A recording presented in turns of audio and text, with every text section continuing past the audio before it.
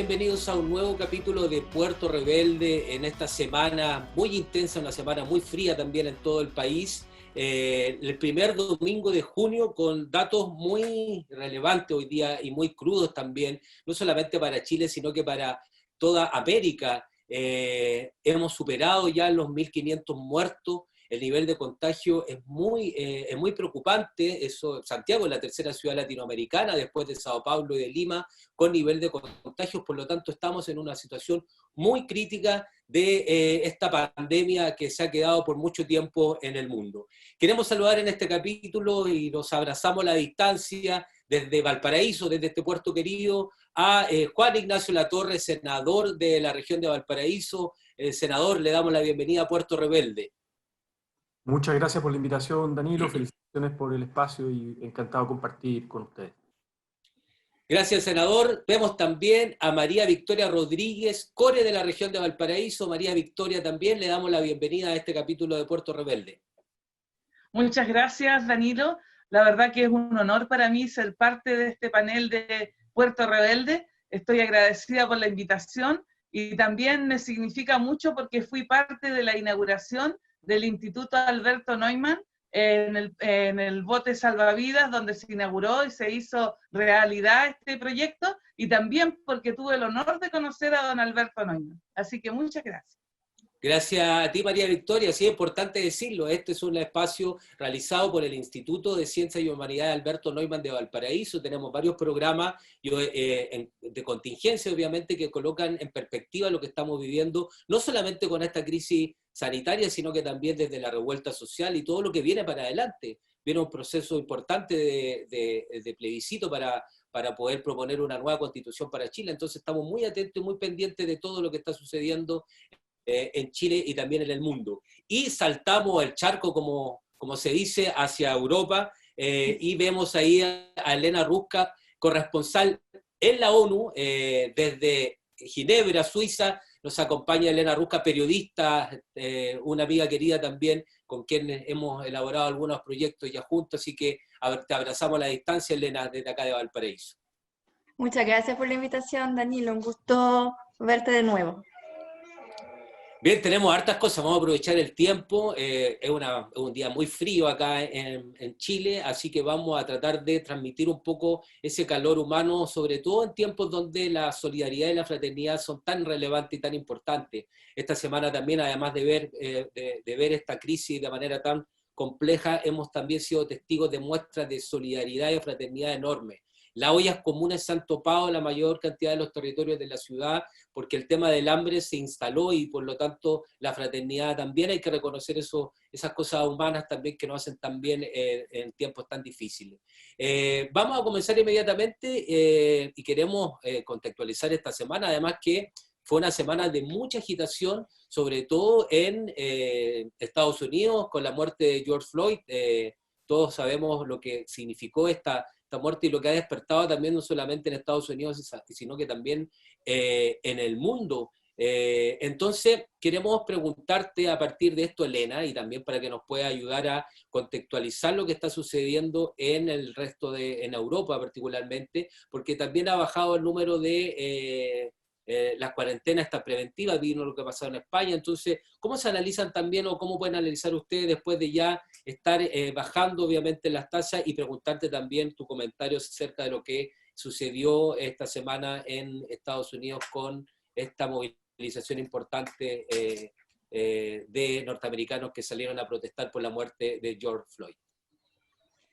Bueno, respecto a lo que pasó en Estados Unidos, la verdad es que para mí eso significa un poco, una vez más, lo que hemos visto pasar con el coronavirus y ese aumento de la movilización y el aumento de la visibilidad de lo que son las desigualdades sociales en el mundo, que lo que ha sido aumentando en su visibilidad, lo que se ha visto más, esa diferencia, ¿no? en las clases, en las diferentes posibilidades de las familias, de las personas, y que eso también ha pasado aquí en Europa, en en sus pequeños lugares, en el sentido que igual, bueno, yo vivo en Suiza afortunadamente hay un sistema sanitario, hay un sistema político también que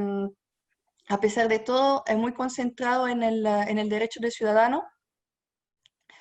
Y eso no pasa en muchos otros países, también europeos, ¿no? Yo soy italiana, así que he seguido mucho de cerca lo que pasa en Italia y soy muy cercana también de lo que pasa en Chile. Y para mí, cuando he mirado todo lo que está pasando en Estados Unidos, la verdad que lo que me ha hecho pensar más, lo que me ha llamado más la atención de toda esa protesta es realmente esa explosión de demanda en respecto a las desigualdades sociales que se hacen siempre más fuertes en el sistema económico y político en lo cual vivimos a nivel global y que ya se habían visto antes del coronavirus en Chile con el estallido social realmente. Eso es lo principal. Y aquí en Europa,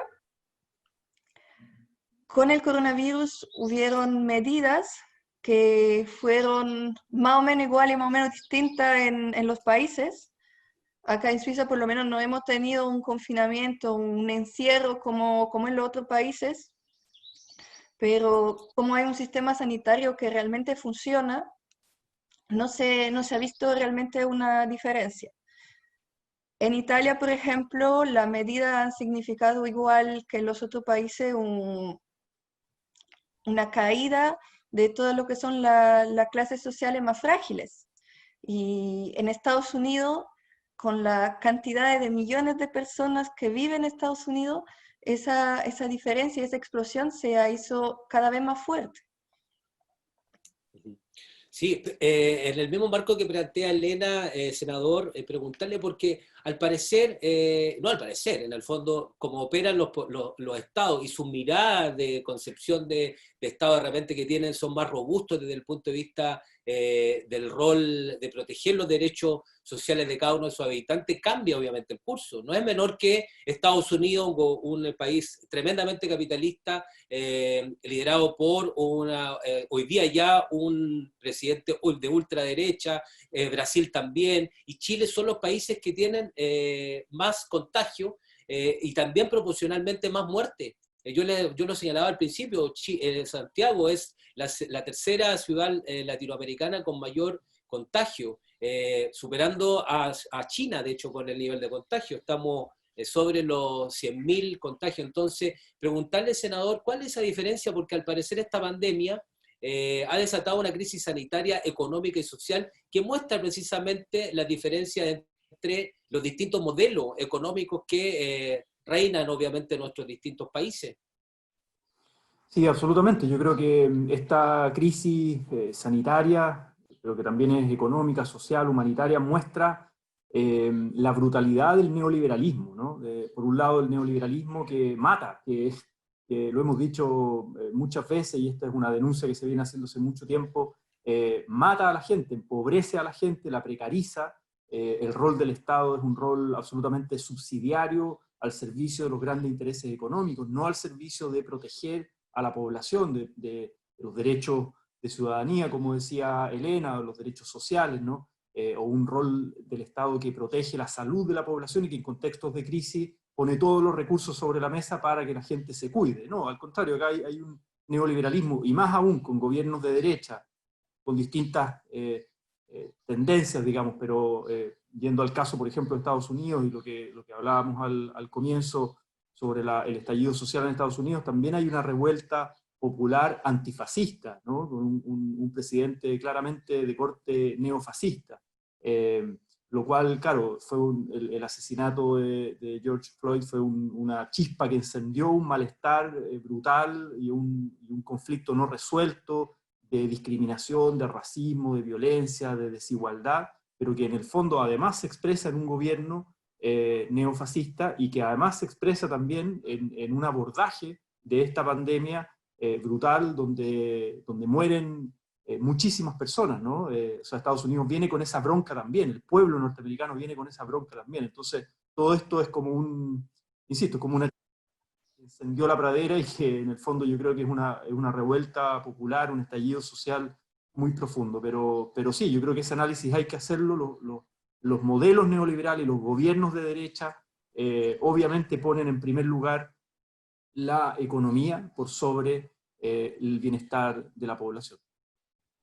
Senador, preguntarle su opinión sobre este cambio también de ministro y esta idea de esta política que ha generado el gobierno también de las entregas de cajas, pero también este concepto de lo que ha significado la desinformación, que por un lado esta idea de culpar a los ciudadanos de lo que está sucediendo permanentemente, muy en la línea de lo que hacen los medios de comunicación tradicionales también, que uno hace la crítica, que llaman exclusivamente la responsabilidad de los ciudadanos, pero cuando tenemos un ministro que hace una semana atrás nos decía que volviéramos a la normalidad, que nos saliéramos a tomar un café, que no había problema, hasta que el uso de las mascarillas podía ser prescindible.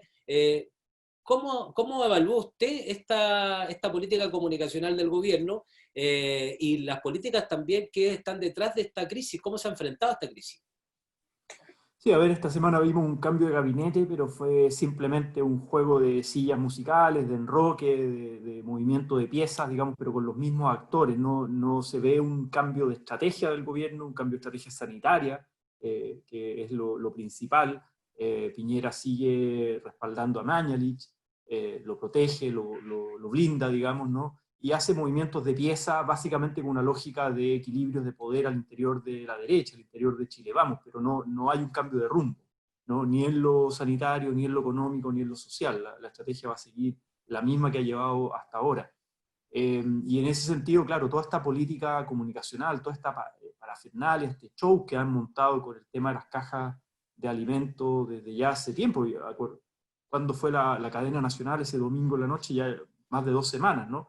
Desde ese domingo donde Piñera anuncia el tema de las cajas de alimentos, con un nivel de improvisación brutal, porque en el fondo primero dice, no, esto va a llegar al 2,5 millones de cajas, al 70% de la población más vulnerable, ¿no? Y después el ministro Sichel, que ahora va al Banco Estado, sale diciendo, no, es el 70% del 40%, pero del promedio de las comunas con cuarentena, o sea, un enredo brutal. Nosotros lo vimos acá, lo conversábamos con el alcalde Chart el día lunes, al día siguiente de la cadena nacional de Piñera, se aglomeró muchísima gente en la Municipalidad de Valparaíso pidiendo cajas, diciendo, bueno, ¿me van a llegar las cajas o no me van a llegar las cajas? Digamos, o sea, una incertidumbre brutal. Y además montar una logística muy compleja, o sea, repartir 2,5 millones de cajas, te vas a demorar mucho tiempo, cajas que no valen más allá de 30.000 pesos, te vas a demorar muchísimo tiempo, en vez de transferirle esa misma plata a través de la cuenta ruta a la gente, para que la gente de manera autónoma compre en el mercado local, en su barrio, digamos, en los almacenes, la economía local, en los pequeños comercios que están sufriendo mucho, las pymes, digamos, ¿no? En vez el gobierno dice, hace grandes compras a grandes empresarios. Acá en la región hay un empresario, bueno, pariente de Chaguán en el fondo, que se beneficia con, entiendo, son 2.000, no sé si 2.100 millones de pesos, o sea, compras en el fondo a granel, con dificultad de distribución, en vez de poner estos recursos, primero, de manera directa a la gente, que no sea humillante, que no dependa de esta cosa caritativa del gobierno que llega con la prensa a entregar la caja de mercadería, sino que la gente decida qué es lo que necesita y compre, por un lado, y por otro lado, si va a entregar cajas, que lo haga a través de los municipios, que lo haga a través de las organizaciones de la sociedad civil que están disponibles a ayudar, y no con toda esta parafernalia, con los ministros, con las Fuerzas Armadas, con la primera dama, con la prensa, yendo a repartir cajas a la gente. Yo creo que eso es humillante y ha sido un show parafernálico solo para subir algunos puntitos en las encuestas, nada más, yo creo. Gracias, senador. Quería llevarte, María Victoria, también a una situación muy puntual, porque además de esta crisis sanitaria que estamos viviendo, que es económica y social, como estamos compartiendo en este programa, en el territorio, en el Valle de la Aconcagua, esta crisis aumenta precisamente por la sequía. Era el tema que veníamos tratando antes de la crisis social del 18 de octubre. Entonces, ¿cómo puedes contarnos un poco sobre cómo ves tú cómo esta pandemia ha impactado fuertemente en el territorio, sobre todo en el Valle de la Aconcagua, no solamente esta crisis sanitaria, sino que también la crisis del agua, la crisis hídrica que es un tema tan relevante para todos los territorios de este país.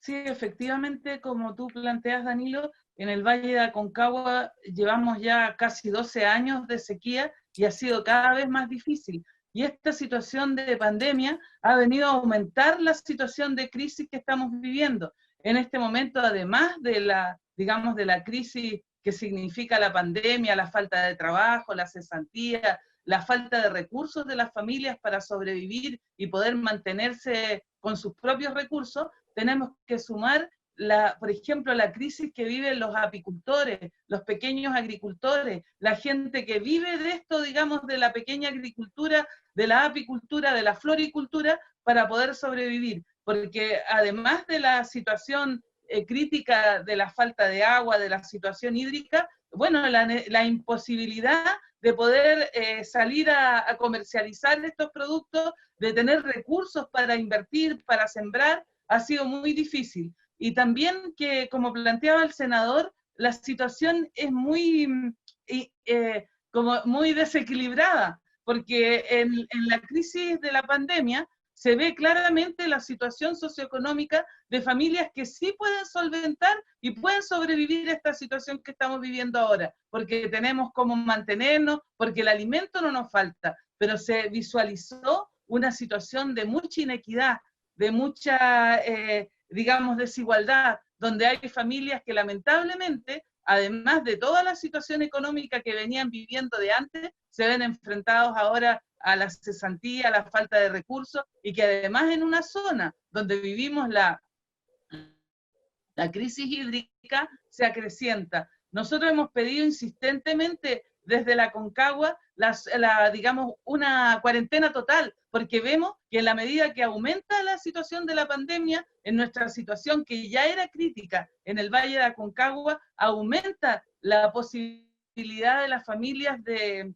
afectarse, de contagiarse, y nosotros vemos además que nuestros hospitales no dan abasto, porque los recursos que tenemos no son suficientes para atender, digamos, una pandemia que va en aumento, y las camas críticas que contamos no son suficientes para poder preservar la vida de las personas que se infecten. Así que efectivamente vemos el doble, digamos, la doble crisis en el Valle de Aconcagua, afectada por una crisis hídrica que ya veníamos enfrentando junto con la pandemia, y además la situación socioeconómica de falta de trabajo, de inequidad y de inseguridad que vive la gente acá en el Valle de Aconcagua.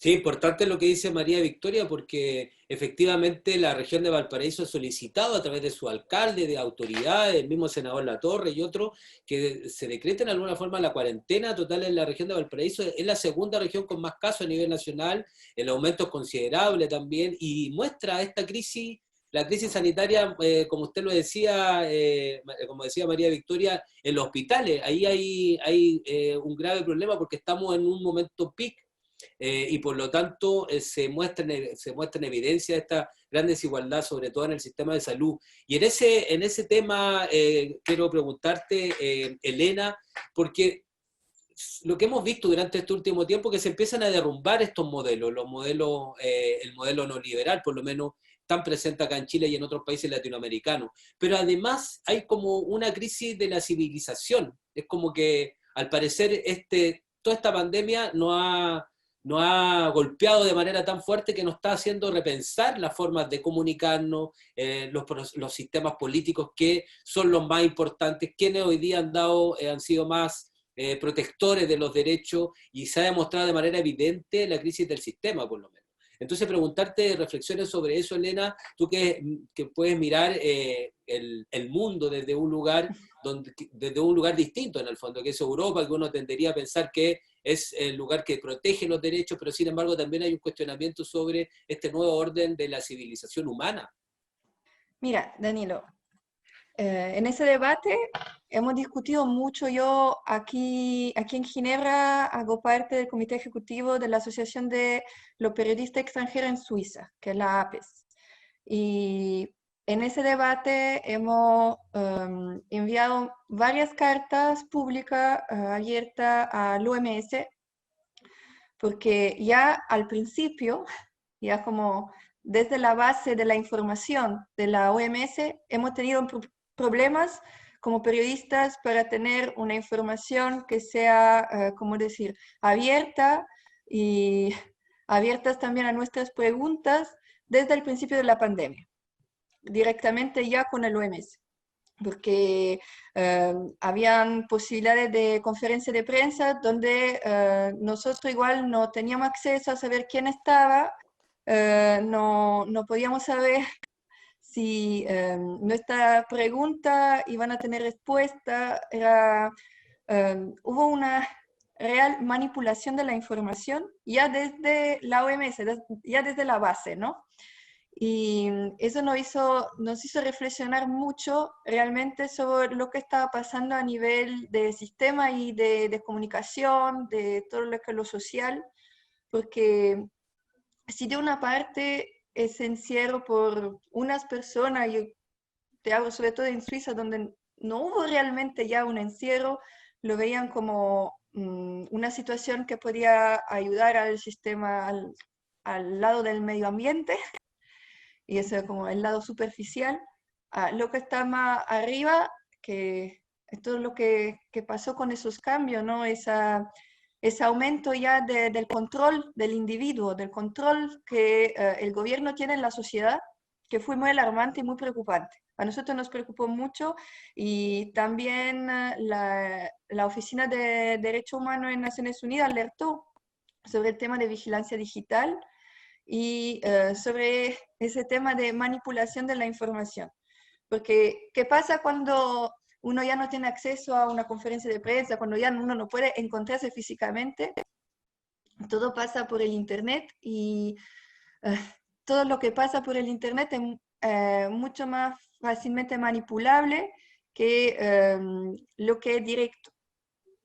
Hemos, desde el principio de la pandemia, tenido un problema con eso. Acá en Suiza, los periodistas que somos corresponsales en Naciones Unidas, los que somos corresponsales con la OMS, porque no teníamos una posibilidad de tener un acceso objetivo y abierto y total a las informaciones.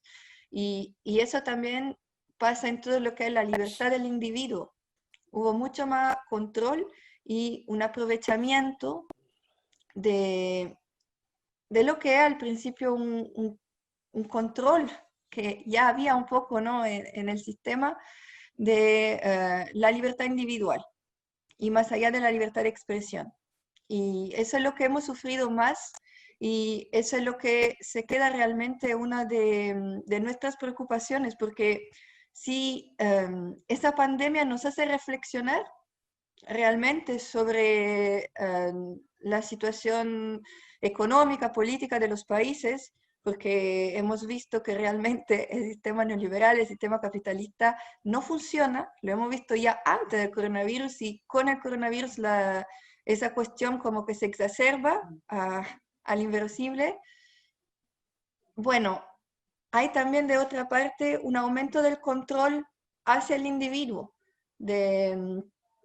Se permitieron, por ejemplo, en Italia, de controlar dónde se encontraban las personas para que teóricamente se pudiera evitar que hubiera mucha persona en el mismo lugar, y se crearon muchas leyes, ¿no? Se legalizó ese control del individuo en varios países, y eso crea un peligro, una pequeña incógnita, ahora sobre todo acá en Europa, que se está yendo hacia el desconfinamiento, si ese control va a seguir o no. Y son debates que se quedan latentes, porque obvio a nivel gubernamental no se quiere hablar mucho de eso. Y nosotros un poco ahora estamos en eso, a ver cómo va a proceder el cambio, porque hay mucha incertidumbre ahora que se está desconfinando las personas, que los lugares están reabriendo. Sí, ese tipo de control, había mucha más militarización, mucha más policías en la calle, si eso va a seguir o no. Y es una incógnita, porque estamos en el proceso, y por ahora en todo caso no hubo cambio a ese nivel.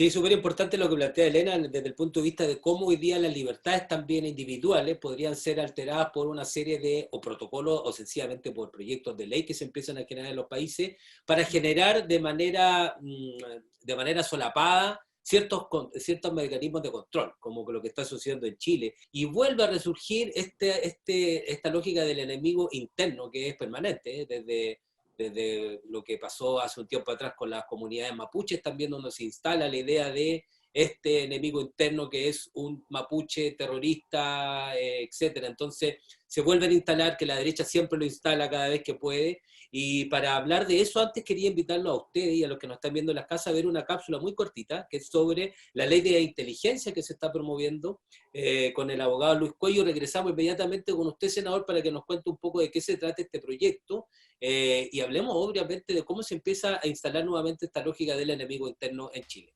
Vamos con la cápsula y volvemos inmediatamente.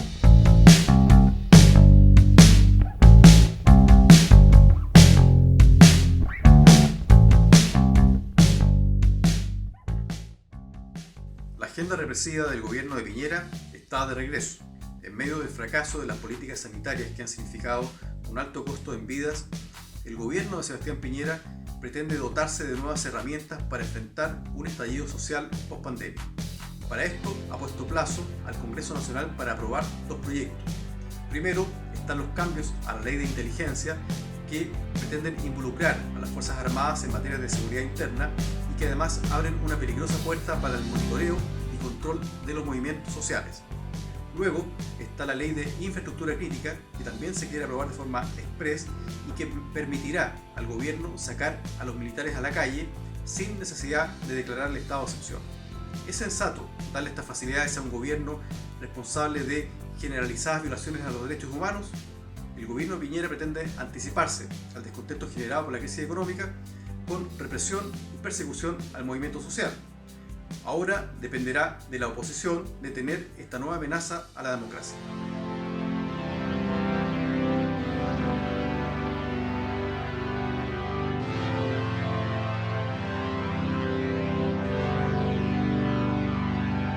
De ahí veíamos entonces la cápsula de Un Minuto Legislativo con el abogado Luis Cuello y preguntarle inmediatamente, senador, sus apreciaciones sobre este proyecto.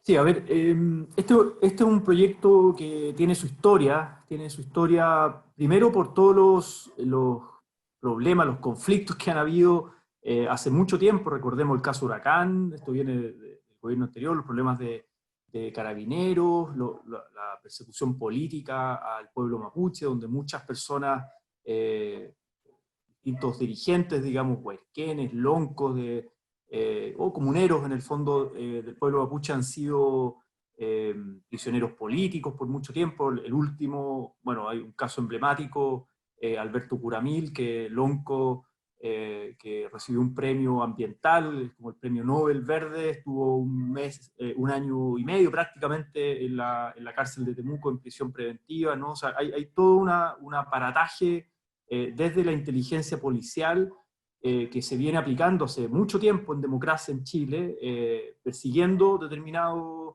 grupos. Por ejemplo, el pueblo mapuche, también disidencias, distintos tipos de disidencias, movimientos sociales, dirigentes sociales secundarios, universitarios, periodistas también.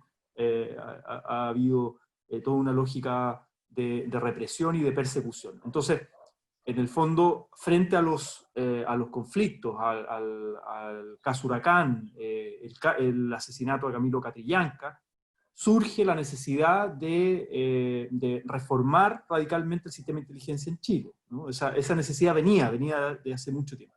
La pregunta es hacia dónde lo enfocas y de qué manera y con qué estándares de derechos humanos, por ejemplo, ¿no? Y en ese sentido, claro, el gobierno de Piñera presenta un proyecto de ley que se viene tramitando hace harto tiempo, o sea, no ahora, no solo ahora, se viene tramitando hace harto tiempo, pero se reactiva de alguna manera, uno, en el contexto del estallido social, ¿no? Y ahí se le hacen modificaciones y va en el fondo a entregarle cada vez más herramientas, incluso a las Fuerzas Armadas, ¿no? Establece esta lógica del enemigo interno, dice organizaciones nacionales que pudieran alterar o amenazar la seguridad la seguridad interior del Estado, digamos, ¿no? Se establece esas cosas en la ley, pero de manera muy ambigua y muy genérica. Por otro lado, no habla nada ni del narcotráfico, ni del terrorismo, en el fondo, ni las organizaciones internacionales que efectivamente operan, o cómo hoy día vemos el narco, digamos, que tiene una gran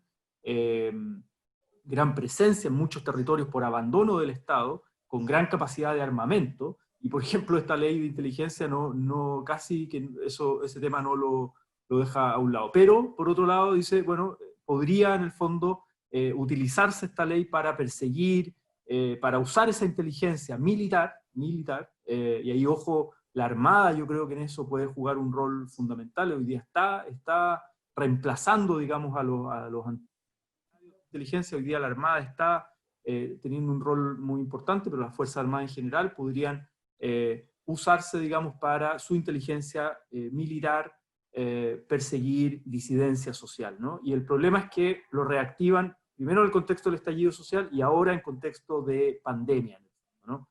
Entonces, bueno, ahí en la Cámara de Diputados se está tramitando, ahí ha estado Jorge Brito, un compañero nuestro de partido, que es el presidente de la Comisión de Defensa, ha levantado una campaña muy fuerte desde las redes sociales, desde la información desde abajo, digamos, como para resistir, y logró que no se votara, logró dilatar un poquito, un par de semanas, digamos, y logró también coordinar con la oposición un conjunto de indicaciones para intentar resistir y en el fondo acotar este proyecto de ley. Y también desde el mundo de los derechos humanos, en el fondo hacer una crítica con los límites de la inteligencia de los derechos humanos. O sea, cualquier país tiene que tener un sistema de inteligencia, eso es indiscutible. La pregunta es con qué facultades, con qué herramientas y con qué límites, desde la perspectiva de cuidar la democracia y los derechos humanos y proteger a las disidencias, ¿no?, de los gobiernos de turno, las disidencias y los movimientos sociales, que son muy importantes para profundizar la democracia. Entonces, estamos en un debate muy frágil, que yo creo que no es solo local, es global, como decía también Elena, de esta lógica del Estado policial, ¿no?, de control y de restricción democrática. Me lleva a lo que está pasando también en Estados Unidos hoy día con esta lógica del presidente Trump llamando a un llamado en contra del terrorismo, y un terrorismo que es la expresión de la ciudadanía en las calles, como sucedió también en Chile. Entonces hay un discurso muy concordante, no sé si uno quisiera hacer una triada entre Trump, Bolsonaro y Piñera, por ejemplo. Entonces ahí marca diferencias concretas de esa criminalización al movimiento social. Ya lo vivimos en la revuelta social. Todavía existen jóvenes que están presos en las cárceles chilenas producto de la revuelta social, eso es lo concreto. Entonces hay una criminalización permanente hacia la organización social, y eso es bastante preocupante. Y estos proyectos lo que vienen es de manera encubierta, obviamente, recordemos también el proyecto de la ley Capucha y otras que se han presentado dentro también del propio Congreso y que han sido respaldados también por el gobierno de turno.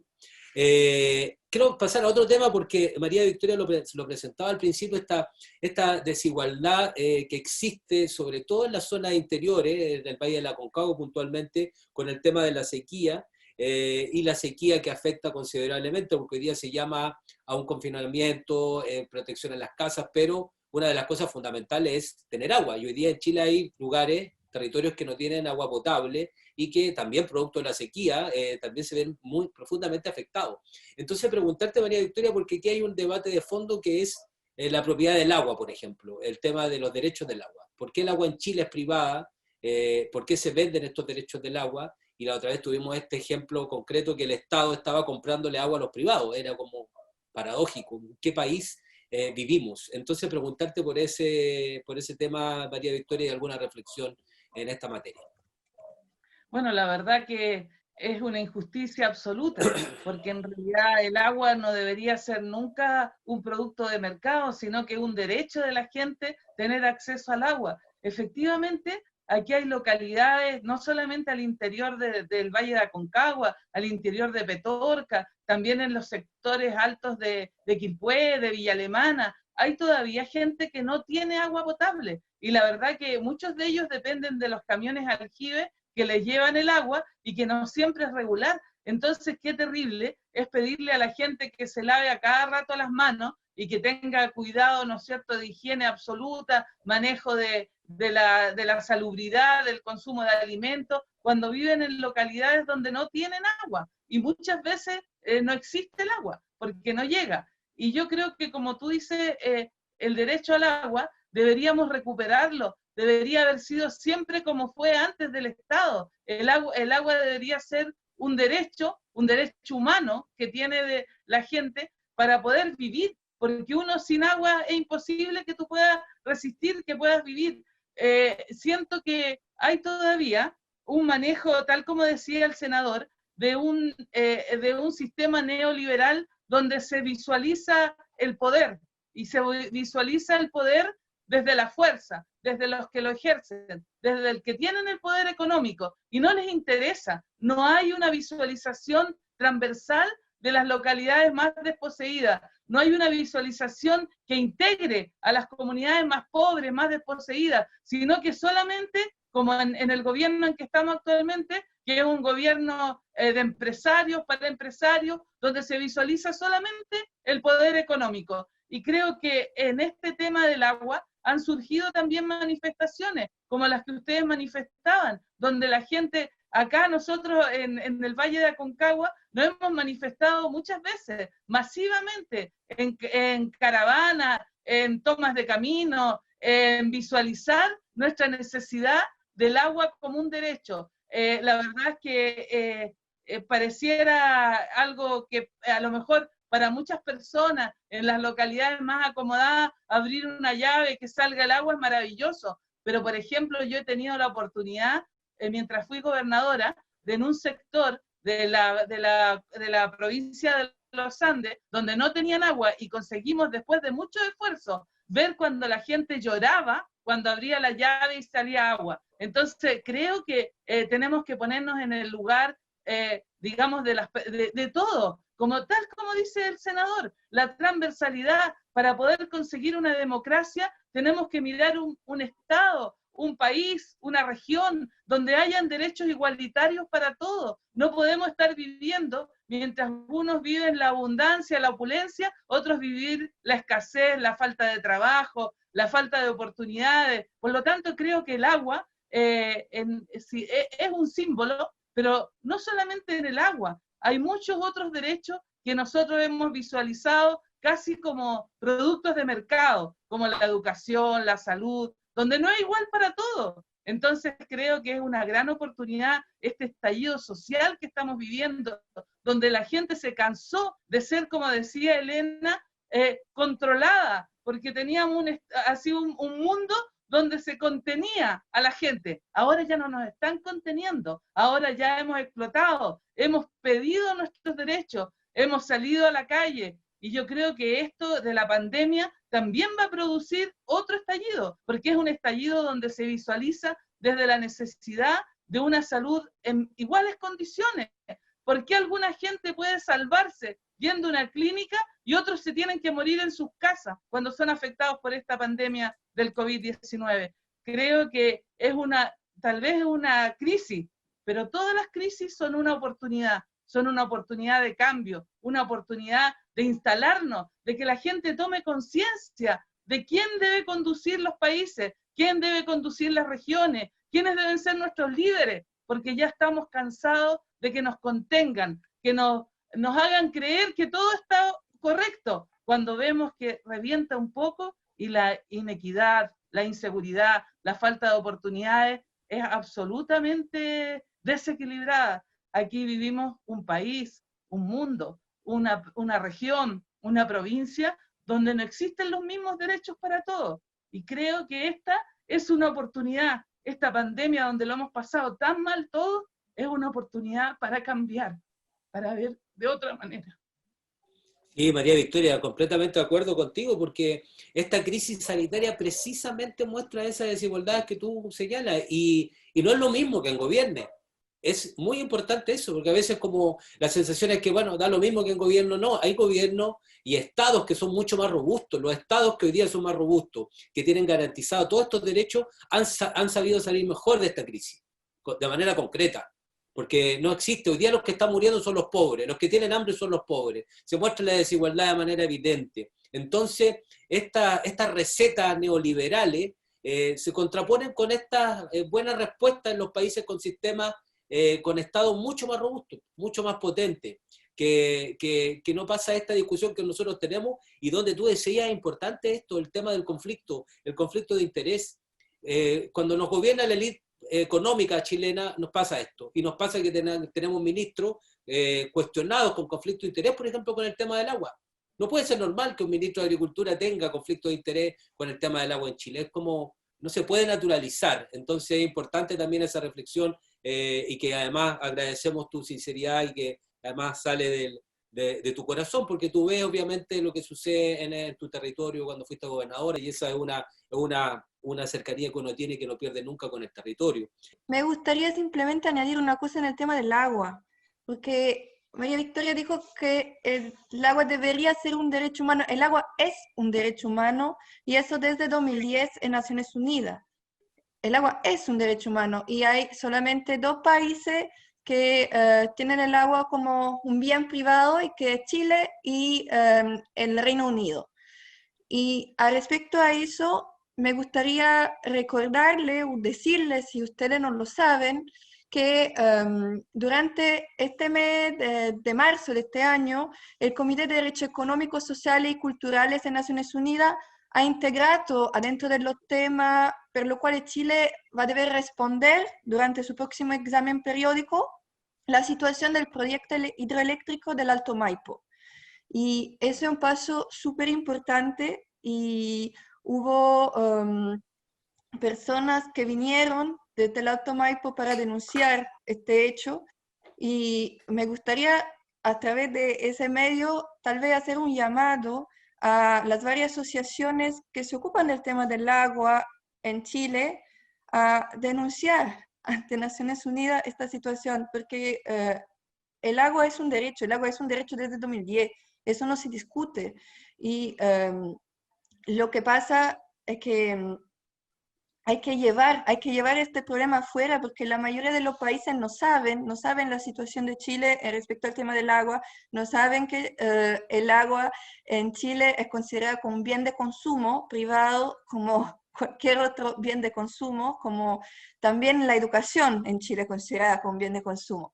Y son temas que deberían ser denunciados y llevados afuera, porque acá hay herramientas para tomar en consideración eso, y esa herramienta, porque siempre hay muchas, dudas al respecto de lo que son las decisiones de Naciones Unidas, porque en Naciones Unidas hay varios comités y no todos son vinculantes, pero hay comités vinculantes, y eso es importante saberlo y conocerlo, y como el agua es considerado un derecho humano, se pueden denunciar cosas así como la situación de Petorca, como la situación del Alto Maipo, como la situación de la Aconcagua, pero claro, hay que hacerlo, hay que llevar ese granitos de arena hasta acá, y una vez que llegan acá y se toman en consideración, se puede llegar a un tema más grande, a tener repercusiones más internacionales. Y para mí, por lo poco que yo conozco de Chile, creo que es fundamental, porque a nivel estatal va a ser muy difícil de hacer presiones, pero con presiones internacionales, sobre todo cuando hablamos de derechos humanos, va a ser mucho más fácil y con una difusión, una repercusión mucho más amplia. Así que solo quería hacer un llamado y recordar eso, porque hay herramientas, hay comités que existen acá, y lo único que hay que recolectar todas las informaciones para llevarla.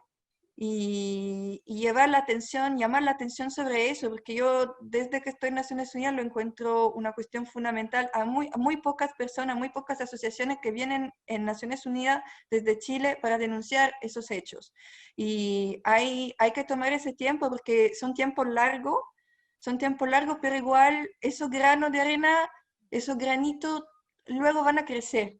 Y lo he visto a título de ejemplo, no tiene nada que ver con Chile, pero en estos días las Naciones Unidas reconoció la responsabilidad del Estado colombiano en el asesinato de un sindicalista de Coca-Cola.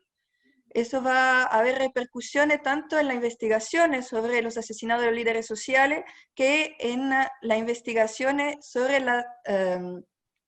las responsabilidades de las multinacionales en lo hecho, que al final es a causa de las multinacionales y hay tantos problemas en América Latina, porque más allá de los estados que permiten cosas, la permiten porque más arriba hay multinacionales que al final son ellas que gobiernan esos países y que tienen los gobiernos ahí para seguir explotando y seguir haciendo sus propios intereses. Y es importante que las asociaciones vengan acá a denunciar las cosas porque son procesos largos. Lo de Colombia se llevó 5 años, pero toman sus frutos y es importante utilizar esa herramienta.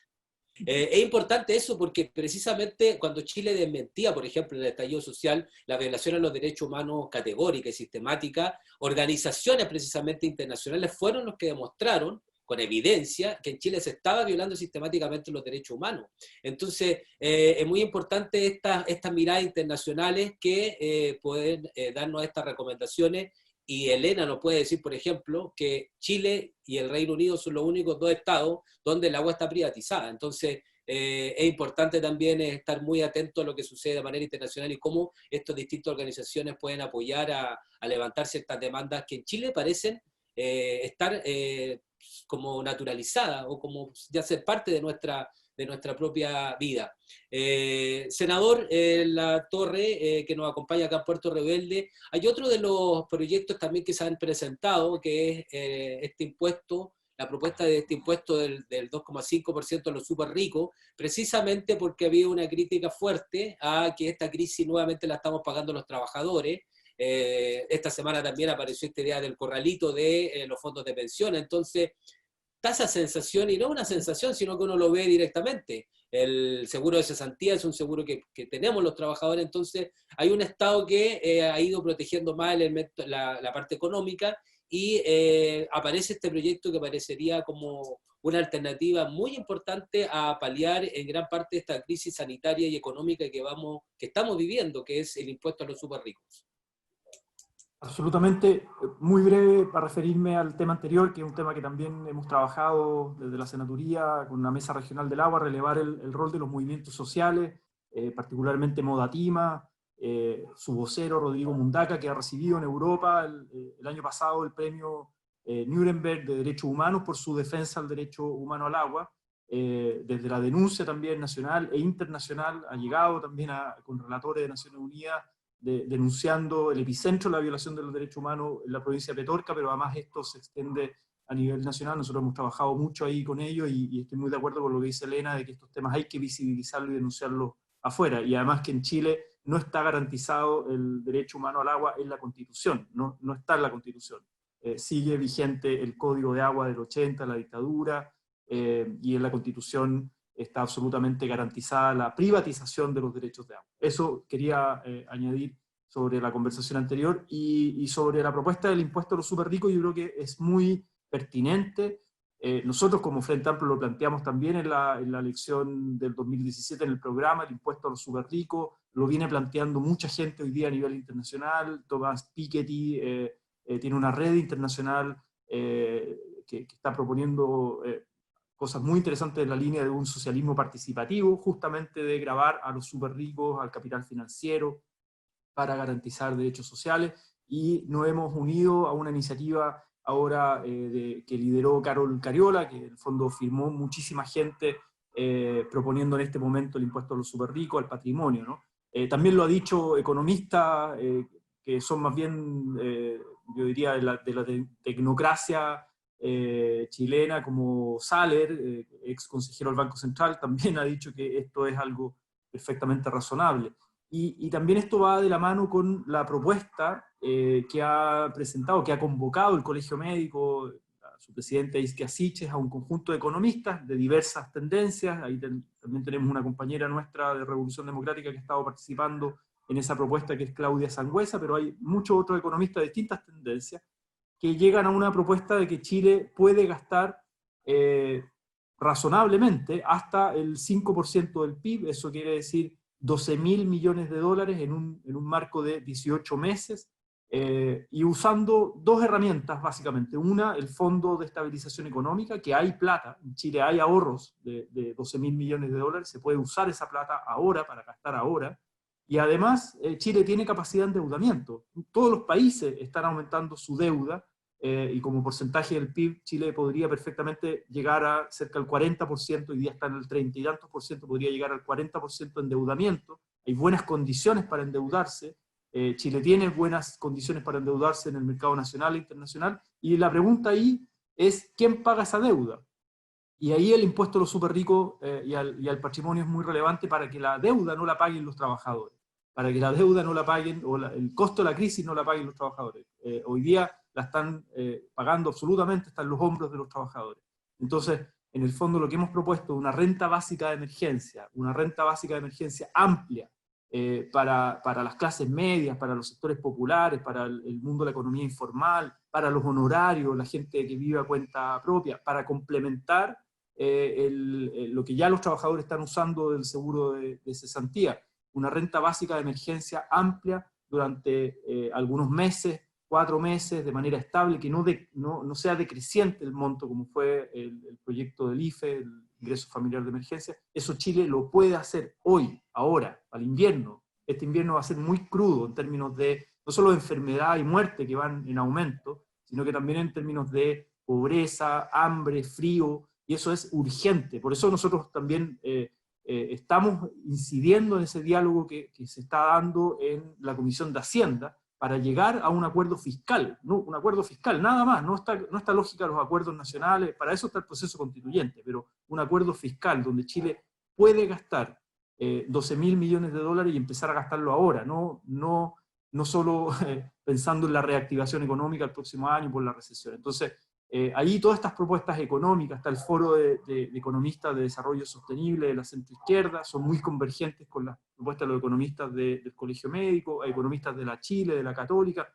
Todas convergen en que Chile tiene plata, tiene ahorros, tiene capacidad de deuda y tiene capacidad tributaria en el fondo, para que los súper ricos aporten a la salida de esta crisis, y que esta crisis no la paguen los trabajadores. Así que esas propuestas están ahí sobre la mesa. El tema es que en esto se requiere iniciativa exclusiva del presidente de la República. Acá es Piñera el que tiene que tomar la decisión de gastar plata, de soltar la billetera, para proteger al pueblo de Chile, que está pasando hambre, pobreza, frío, precariedad, y además de enfermedad y muerte.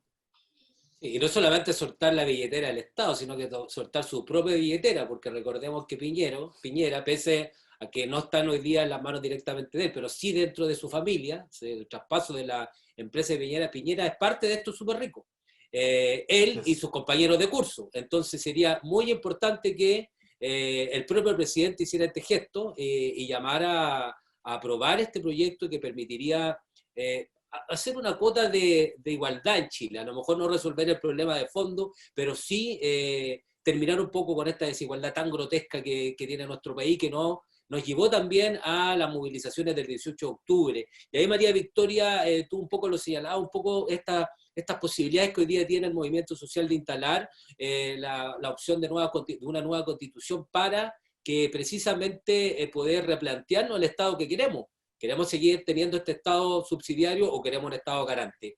¿Cómo ves tú el proceso que viene y este proceso que además ha sido cuestionado por la derecha, que ya han cuestionado la idea de que se levante el plebiscito a fines de octubre? Es como el cuestionamiento de la UDI, decir, ¿cómo nos vamos a gastar plata en tiempos de crisis cuando hay cosas más importantes que resolver?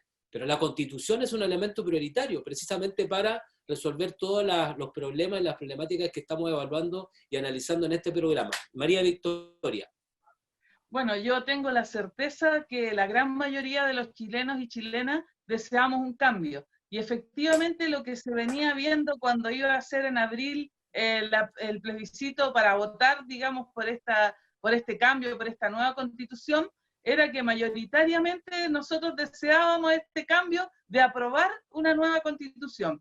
Y pienso que ellos han tratado de utilizar el tema de la pandemia, pues bueno, obviamente había que postergar la elección, pero creo que la gran mayoría, sea en octubre, sea en septiembre, sea en diciembre, vamos a votar por un apruebo una nueva constitución. Esta situación de inequidad, de desigualdad, no es algo que se presenta solo ahora, sino que es algo que viene sintiendo por generaciones nuestro pueblo, nuestra gente, los trabajadores, las mujeres, las inequidades, por ejemplo, en el tema de género, tantas inequidades que existen. Necesitamos también igualdad de género, necesitamos equidad, necesitamos que los trabajadores no sean utilizados solamente como, digamos, como un bien de trabajo, como un proceso que sirve para generar bienes, sino que el trabajador también, con derechos, con igualdades, con condiciones laborales dignas, y todas las cosas que nosotros hemos visto que no funcionan. Tenemos situaciones muy difíciles que hemos tenido que enfrentar, porque en este país el poder tiene la razón. El poder político, el poder económico, siempre ha puesto el pie sobre el pueblo, sobre la gente. Y tenemos una constitución que avala esto, que le da fuerza a que el poder ejerza todas sus, digamos, todas sus ambiciones, todas sus propuestas, quedan en la nada ante las demandas del pueblo. Quisiera mencionar un ejemplo que es muy doloroso para nosotros, los aconcagüinos. En Putaendo, entre gallos y medianoche, decidieron en la Intendencia Regional de Valparaíso, el intendente y todos sus seremi votar a favor por un proyecto, Vizcachita Holding, que es un proyecto que daña el medio ambiente, daña todo el equilibrio ecológico, ambiental, el patrimonio que existe en esa comunidad en el Valle de Putaendo. Ellos votaron a favor y para realizar 350 sondajes para la gran minería que destruye todo el medio ambiente y transforma en una nueva zona de sacrificio, igual que Quintero Puchuncaví, ahora Putaendo está en ese riesgo. Se ha levantado el pueblo de Putaendo, aún en las condiciones actuales de pandemia, utilizando digamos, las protecciones, mascarillas, el tema del distanciamiento social y todo, pero la desesperación es grande, porque el poder pone el pie sobre los derechos de la gente, a nadie le consultaron.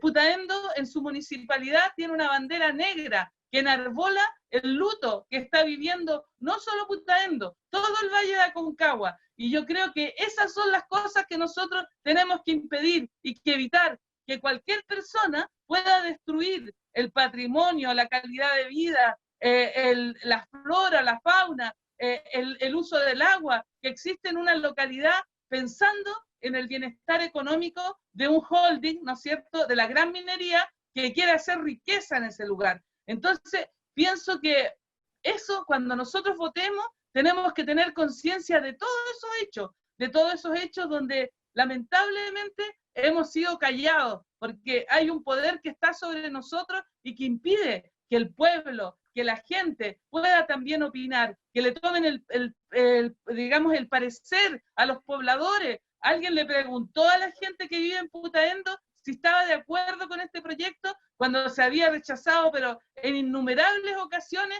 y se aprueba sin considerar lo que la gente siente, lo que la gente piensa y el daño que va a ocasionar. Yo le pido a la ciudadanía, a la gente que nos está escuchando, tenemos que aprobar esta nueva constitución porque es la única forma que podamos cambiar la forma como se ha hecho política, como se ha gobernado, como se ha conducido a nuestro país. Por favor, pongamos en el corazón nuestras necesidades y sobre todo la necesidad de que haya un equilibrio, que haya justicia, que haya equidad y que podamos vivir en un país donde haya mayor democracia, donde haya mayor justicia, mayor equilibrio. Yo sé que las cosas no se cambian todas con la Constitución, pero sí es un paso en el cual el pueblo le dice a la gente, a las que han ocupado el poder por siempre, que nosotros queremos un cambio, que queremos una nueva Constitución hecha por la ciudadanía, que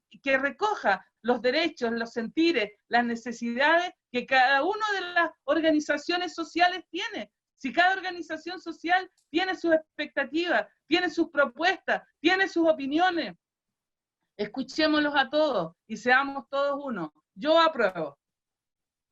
Veo María Victoria ahí con estas últimas palabras relacionadas con la Constitución y al parecer se ha cambiado este concepto que tuvimos durante tantas décadas, que era los costos del progreso. Es como, tenemos que asumir los costos del progreso, porque tenemos mejores condiciones, pero la historia nos demostró que esos costos del progreso, que los tuvimos que pagar los habitantes de los territorios, los que se llenaron los bolsillos fueron otros.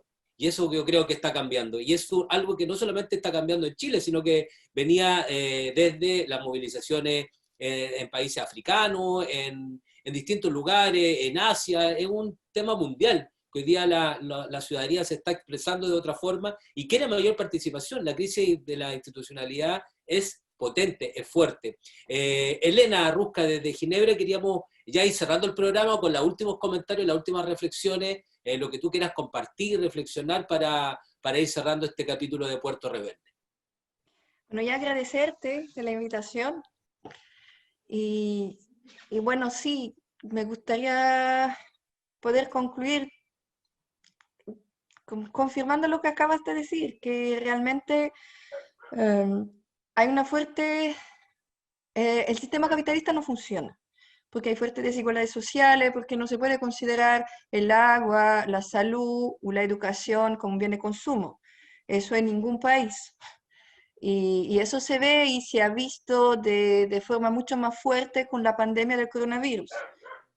Pero eso, como ya lo hemos dicho, ya existía antes. Y se ha visto muy bien con el estallido social en Chile, en octubre del año pasado, y ya se veía antes del estallido.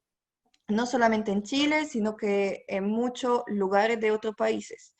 Y lo que yo espero es que esa pandemia no pare ese movimiento, que ese movimiento continúa, no solamente en Chile, sino que en los otros países igual, porque al igual que en Chile, en muchos otros países se había parado las movilizaciones con la cuestión del coronavirus, con la cuestión de la pandemia. Yo sé que en Líbano también había muchas movilizaciones que se han parado justamente por eso, y que otros países que tienen los mismos problemas, como italiana, yo pienso a Italia, y que todavía no hay movilizaciones, no hay gente que se despierta, que puedan despertarse también con todo lo que está pasando en ese momento, porque yo creo que si de una forma lo que está pasando, ya lo he dicho, con la vigilancia digital y todo eso, puede ser un riesgo para tener un sistema que sea todavía peor,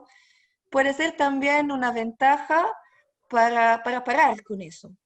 Y en ese sentido, la demanda de una nueva constitución en Chile es muy emblemática, porque viene de una demanda que no viene de ayer, viene de antes, de durante la dictadura, y viene tal vez todavía de antes, de un sistema que no funciona. Así que espero que podamos tomar un camino que sea lo mejor para la ciudadanía global. Eso. Gracias Elena por esas reflexiones. Senador Juan Ignacio Latorre, sus reflexiones finales. Sí, yo creo que se habla mucho de esto de volver a la normalidad o a la nueva normalidad. Y yo creo que no podemos volver a la normalidad pre-pandemia, pre-estallido social, de este modelo neoliberal, extractivista, de desigualdad. Yo creo que tenemos que construir una salida a la crisis, a las múltiples crisis en las que estamos, ¿no? Del estallido social, pero también ahora con esta pandemia económica, social, humanitaria, sanitaria obviamente, tenemos que construir una salida a la crisis que sea profundamente ecológica. Ayer celebrábamos el Día Mundial del Medio Ambiente, tiene que ser profundamente ecológica, pero también con profunda justicia social y democrática, ¿no? De profundización de la democracia, de los derechos humanos. Esa salida está en disputa, esa salida no está garantizada, hay que construirla, hay que crear las condiciones para buscar esos caminos, y en ese sentido un llamado también para todas las fuerzas de izquierda, progresistas, sociales y políticas. Busquemos esos espacios de articulación. El adversario está al frente, el adversario es muy poderoso, y obviamente ese adversario prefiere que estemos divididos, fragmentados, ¿no? Podemos tener diferencias a veces tácticas, estratégicas, diferencias de nuestras historias, nuestras trayectorias, pero yo creo que los desafíos son tan profundos por delante que tenemos que buscar esos espacios de articulación, incluso para el proceso constituyente, este llamado a ganar ese proceso constituyente, a aprobar con una amplia mayoría social y política, y después a disputar obviamente quiénes van a ir a representar esas ideas de transformación del neoliberalismo en Chile. Si vamos fragmentados en múltiples listas, eso es una condena al fracaso, y le estaríamos dando un favor a ese adversario que quiere mantener las cosas tal cual, ¿no? Llevamos uno de las consignas del estallido social, no son 30 pesos, son 30 años. Bueno, hay quienes quieren seguir perpetuando este modelo por un ciclo mucho más largo, y tenemos la oportunidad histórica de construir el Chile que queremos para los próximos 40 años. Entonces, los desafíos son tan grandes que requieren esa humildad de todos, también de articulación, de unidad social y política para lograr esos cambios. Ese es mi llamado y reflexión final, y agradecer el espacio, obviamente. Gracias, senador Juan Ignacio Latorre. Y María Victoria Rodríguez, Core de la región de Valparaíso, tu idea y reflexiones finales. Bueno, primero agradecer esta invitación, porque ha sido muy importante para mí poder expresarlas a través de este medio Puerto Rebelde, y quisiera, la primera reflexión, saludar al Partido Comunista por los 108 años de historia, de trayectoria, de consecuencia, de lucha, donde se ha marcado una diferencia. Y por otro lado también quisiera hacer una reflexión similar a la que hace el senador Latorre, porque creo que lo más importante para nosotros es la unidad. Tenemos que tener la capacidad de unir nuestros puntos de encuentro y trabajar en pos de esta unidad, que significa un cambio no solamente para volver a algo que ninguno de nosotros estaba satisfecho, sino que un cambio que significa desde la equidad, desde la igualdad, desde una plataforma equitativa, equilibrada, justa, poder hacer realidad los sueños y las utopías que uno cree que todavía pueden hacerse, seguir aportando desde, digamos, buscar nuestros puntos de encuentro, porque podemos tener diferencias, pero en el fondo nuestros puntos de encuentro son los que van a guiar estos cambios importantes que no solamente necesita nuestro país, sino que necesita el mundo. Quiero valorar y agradecer lo que significa todas las propuestas de unidad que se han hecho, pero sobre todo quiero trabajar en la construcción de un acuerdo que sea más transversal, no dejar afuera a nadie, porque todos tenemos la posibilidad de opinar, de aportar y de construir. Así que abogo por un acuerdo transversal, abogo por que seamos capaces de llevar a una plataforma de discusión las aspiraciones, los sueños, las necesidades que tiene cada una de las personas que nosotros representamos, y que también a lo mejor pueden estar viviendo situaciones críticas y que necesitan soluciones no para mañana o pasado mañana, sino para ahora, que apuremos esos cambios. Así que eso, y sobre todo abogar por ese proceso de una nueva constitución, porque es muy importante que nosotros demostremos con esta plataforma de decisión, de acuerdo, que somos capaces de conducir un cambio que nos va a beneficiar a todos y sobre todo a las nuevas generaciones. Muchas gracias. Gracias, María Victoria. Importante en este programa las proyecciones que hace cada uno de nuestros panelistas, nuestros invitados. Esta oportunidad que nos da la crisis también me quedo con algo que dice Elena desde Ginebra, plantea cómo salimos de esta crisis. Salimos con estados mucho más represivos, estados que coartan nuestras distintas libertades, o efectivamente avanzamos hacia la construcción de estados donde la ciudadanía, los territorios sean los protagonistas en la toma de decisiones. Que eso es lo más importante de esto. Toda esta discusión que viene es en qué lugar están los territorios, en qué lugar están las comunidades, en qué lugar están las organizaciones sociales, políticas, culturales. Por eso que hay un cambio de paradigma. Hoy día los estados se están enfrentando a esta efervescencia social que pide cambios reales y concretos, donde exista una participación prioritaria del mundo social. Agradecemos desde acá, yo me despido desde Valparaíso, este día está muy frío en Valparaíso, me imagino que en el Valle de la Aconcagua es peor, pero le mandamos un abrazo a la distancia a María Victoria, Core de la región de Valparaíso. María Victoria, un abrazo, Juan Ignacio Latorre, senador de la República, de la región de Valparaíso, también un abrazo, y a nuestra amiga querida y colega Elena Rusca desde Ginebra, un abrazo también muy fuerte, muy apretado, muy solidario y muy fraterno. Despedimos este capítulo de Puerto Rebelde, ideas y reflexiones en tiempos de crisis, esta iniciativa impulsada por el Instituto de Ciencias y Humanidades Alberto Neumann de Valparaíso. Nos vemos la próxima semana. Chao, chao. Chao, chao, que estén bien, gracias. Gracias, chao. Chao.